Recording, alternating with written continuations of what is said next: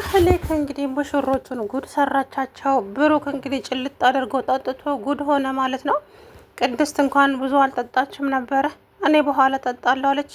እንግዲህ እሱ አሁን በጣም የመዳን ቻንሱ በጣም አነስተኛ ነው ተባለ። እንግዲህ በጣም ያሳዝናል። ቅድስት የእውነት እንዴት እንዳሳዘነችኝ አትጠይቁኝ ማለት ነው።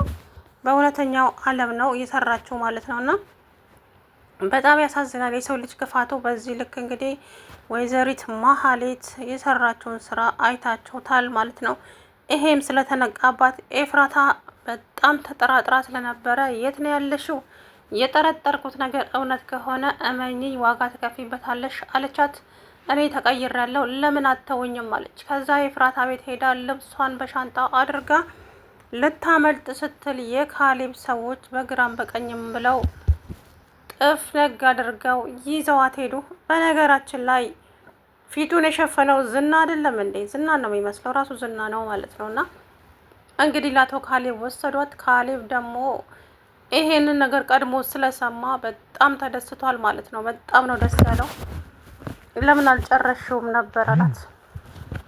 መድብል በወንድሙ ሀዘንና በወንድሙ ሞት ሲቃጠል፣ እኔ ደግሞ ደስታዬን አጣጥማለሁ።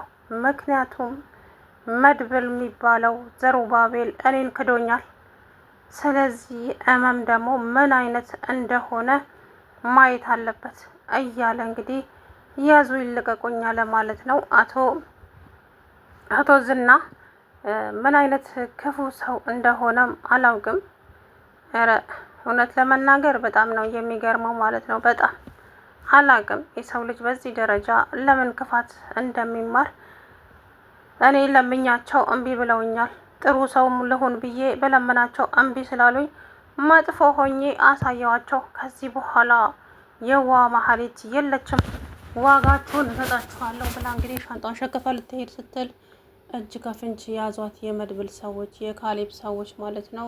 ደንግጣ ልትወጓቸው እነሱንም እሷን ናት ኃይለኛ ሆናለች አሁን ላይ ማለት ነው።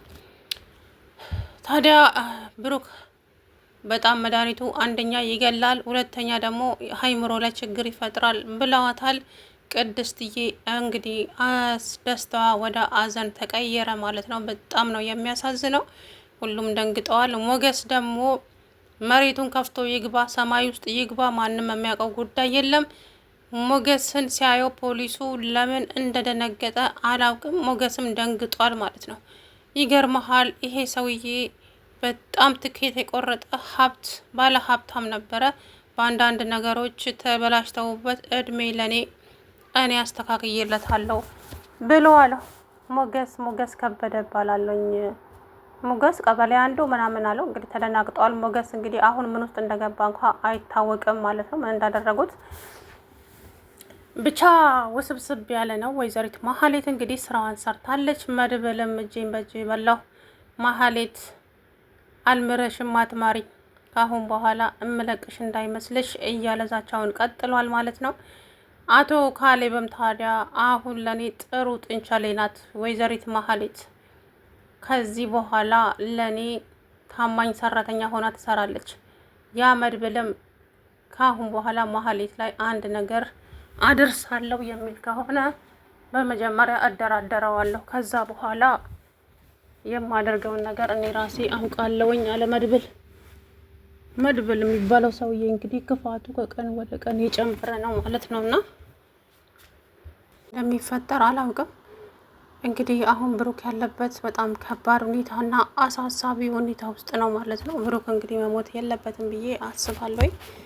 ልጅቱ በጣም ነው የምታሳዝነው። ምሳሌ የሆነት በጣም ነው ያሳዘነችኝና እንግዲህ ማህሌት ስራዋን ሰራች። አንዳንድ ጊዜ ሰዎችን ይቅርታ ብናደርግላቸው በይቅርታ የሚታለፈውን ነገር በከባድ እንወስደውና ህይወታችንን እስከማያሳጣን ድረስ እንደርሳለን ማለት ነው። ማህሌት በዛ ሰዓት አሁን ይቅርታ ቢያደርጉላት ኖሮ ይሄ ሁሉ ባልመጣ ነበረ። እንግዲህ እሷም እንደዚህ ተገፍቼ እስከ መቼ ነው? ስህተት ሰርቻለሁ አውቃለሁ፣ ግን ደግሞ ይቅርታዬን እንዲቀበሉኝ ፈልጌ ብመጣ እነሱ ፊት ነስተው አበረሩኝ።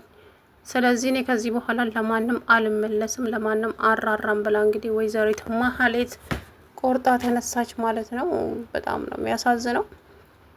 አሳዝኖኛል ብሩክ። እንግዲህ አላውቅም ምን እንደሚፈጠር ምክንያቱም መድኃኒቱን ግጥም አድርጎ የጠጣው እሱ ስለሆነ ነው። እና እንግዲህ ማህሌት እውነት ለመናገር ክፋቷ ደግሞ መነጽሯን ግጥም አድርጋ እኮ ልቀቁኝ፣ በኋላ የማትወጡ ችግር ውስጥ ነው የምትገቡታለች።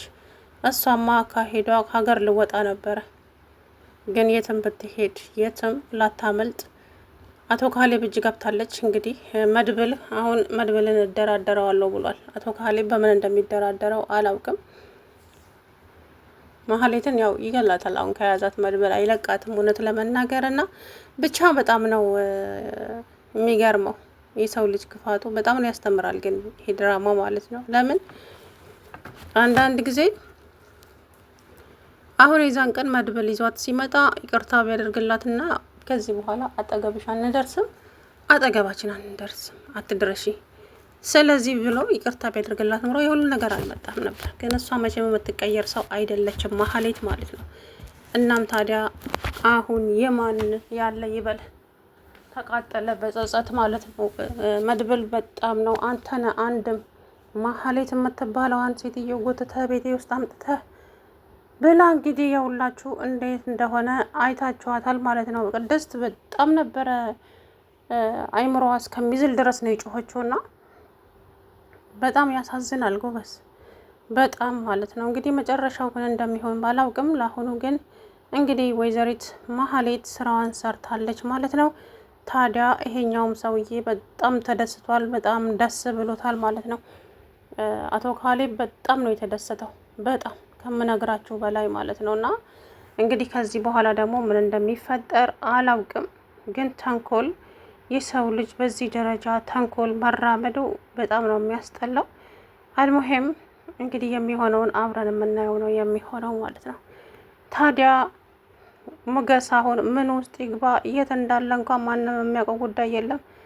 የት እንደወሰዱትም አይታወቅም። ምን አውቃለሁ ምን ውስጥ እንደከተተው። እንግዲህ ፖሊሱ ያን ጊዜ ሂድ አንተ ወደ ውስጥ ግባ ምናምን ብሎ ሊያመልጥም ይሆን ብቻ ምን አስቦ እንደሆነ ባላውቅም የዛ ጊዜ እንግዲህ እንደዛ ሲዘል ነበረ ማለት ነው።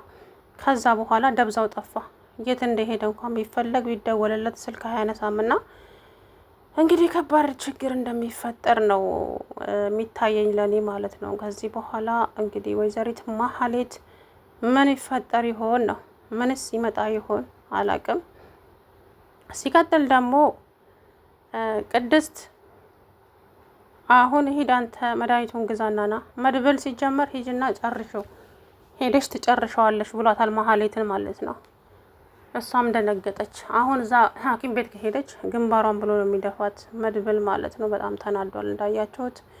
አይ ወንድሜን አጣሁት በገዛ እጄ፣ እቺ ትቀየራለች ሰው ትሆናለች ብዬ ወይኔ ወንድሜ ወይኔ ብሩክ እያለ እንግዲህ በጣም ነበረ እያለቀሰ ያለው ማለት ነው። እና ማህሌት እንግዲህ አያችሁ ክፋቷ እዚህ ድረስ ነው። ገና ትጨምራለች ሲጀመር ማለት ነው። ማህሌት የምትባል መቼም ትምህርት አትወስድም። መቼም ከስህተቷ የማትማር ሰው ብትኖር ማህሌት ናትና እንግዲህ አላውቅም ከዚህ በኋላ ምን እንደሚፈጠር ብቻ ከባድ ነገር ነው የሚሆነው ብዬ ነው የማስበው። ከዚህ በኋላ ሁሉም ነገር አላቅላትም እንግዲህ ስራዋ ያውጣት ነው የምለው። ብቻ ብሩክ በጣም አሳዝኖኛል። በደስታቸው ቀን እንግዲህ ሰው እልል ብሎ እየጨፈረ እየበላ እየጠጣ እነሱ እሷ ግን ስራዋን ሰርታ እንግዲህ ውልቅ ብላ ሄዳለች። አሁን ይህንን ነገር መናገር የምትችለው እንትና አይታታለች ዋዬ የልጅ ነገር ሆኖ ካልሆነ እንጂ ኤፍራታ ግን ጠርጥራለች። ለምን ጠረጠረች ነው አሁን እዚህ ጋር በምን ምክንያት ልትጠረጥራች አለች? ኤፍራታ ሰዎቹ ሳይጠጡት በፊት ነበር አንቺ እዚህ መተሽ ነበረው የት ነው ያለሽው? ኤፍራታ ምን ሆነሻል? እኔ አንቺ ደግሞ ታናሽ አይደለሽ እንዴ ልትቆጣጠሪ ነው እንዴ ምናምን አለች ጸባይ ገዝታ። ከዛም ኤፍራታ እንግዲህ እነ ብሩክን ተሸካክመው ሲሄዱ ኤፍራታም ወደ ቤቷ ተመለሰች። ወደ ቤቷ ስትመለስ ግን ምንም አይነት ልብስ የለም። ማህሌት ልብሷን ይዛ በሩን ራሱ ክፍት አድርጋ ነው ሄደችው። ከዛ ሮጣ ልብሷን ስታይ ማህሌት የለችም እኮ። የፈራሁት ነገር ይሄንን አልነበረም። ማህሌት አንቺ ትቀየሪያለሽ ብሎ ማሰብ በጣም ይከብዳል። አንቺ ነሽ እንደዚህ ያደረግሻቸው ማለት ነው እነኚህ ሰዎች እያለች እንግዲህ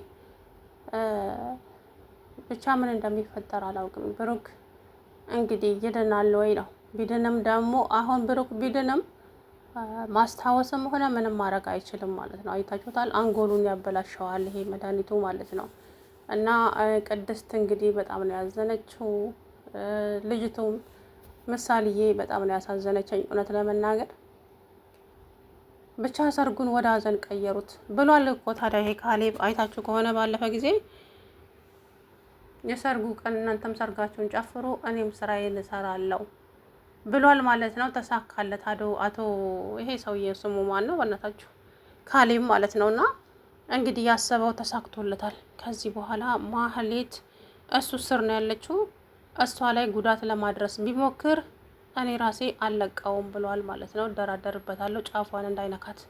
የወንድሙን ገዳይ እያየ ቅጥል ሲል ማየት እፈልጋለሁ አለ እና አቶ ካሌብ ሁሌ እንደዚህ ወንበር ቁጭ ብለ እያሞክ አንድ ቀን ደግሞ ይጎልብሃል፣ እመነኝ ማለት ነው። አቶ ካሌብ በገዛ ሰራተኛ ትከዳና ከዛ በኋላ ዋጋህን ታገኛለህ ማለት ነው። በነገራችን ላይ የካሌብ ውርደት በቅርቡ ነው የሚሆነው፣ በጣም በቅርቡ እመኑኝ። የራሱ ሰራተኛ ነው እዛው ጎምዶ የሚጥለው። ምን አባቱና ተወጥፎ እንደገና ደግሞ ወንድምየው ይመጣል ማለት ነው። የካሌብ እንግዲህ መድብል በጣም ያሳዝናል እውነት ለመናገር። መድብል በጣም አዘነ። በገዛ እጄ ይቅርታ ያደርጉላታል ብዬ ይዣት መጥቼ እኔ ደግ አስቤ ነበረ ትቀየራለች ብዬ፣ እሷ ግን የምትቀየር ሴት አይደለችም። ወይኔ ጉዴ ያለ እውነት በጣም ነው ያሳዘነኝ መድብል ማለት ነው። እና እንግዲህ እሷ ማለት እች ናት ማህሌት ማለት። በፍጹም የማትቀየር ሴት ብትኖር ማህሌት እና ማህሌት ብቻ ናቸው ማለት ነው። ሰላም ውድና የተከበራችሁ